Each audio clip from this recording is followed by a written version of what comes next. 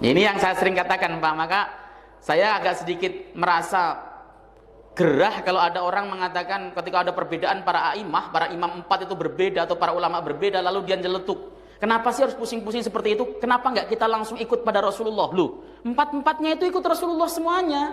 Lah ini ikut dalil ini semuanya, cuman konklusi hukum yang mereka tarik itu bisa berbeda. Kenapa? Karena cara memahami dan cara memandangnya berbeda. Ini yang dipandang atau yang dijadikan dasar sama-sama disepakati kesahihannya.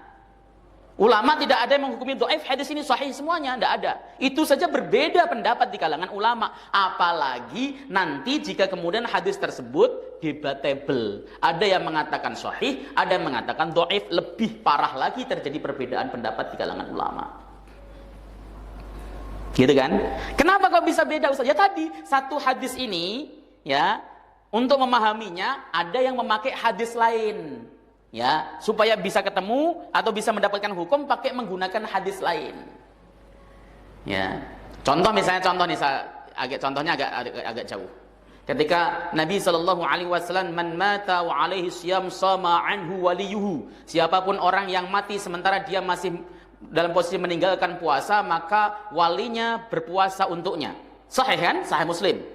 Ya. Sorry, jelas, hadisnya jelas. Kalau ada orang meninggal dunia, dia dalam posisi meninggalkan puasa, maka walinya, ahli warisnya, orang tuanya, anaknya, boleh berpuasa untuk mengganti atau mengqadha puasa orang yang meninggal dunia. Kan seperti itu. Faktualnya di lapangan para ulama berbeda pendapat.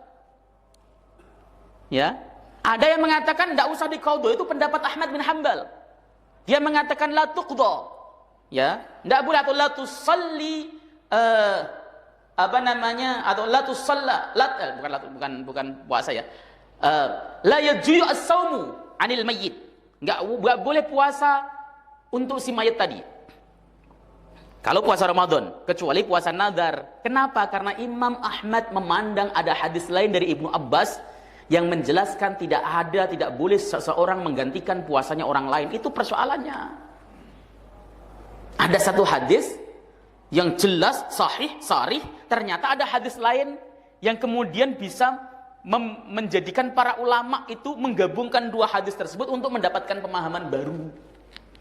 Madzhab Syafi'i jelas boleh. Kalau ada orang yang berpuasa, lalu orang yang mati meninggalkan puasa, walinya menggantikannya, itu boleh. Tapi kita langsung kita mengatakan bahwa Madzhab Ahmad tidak mengikuti Rasulullah SAW?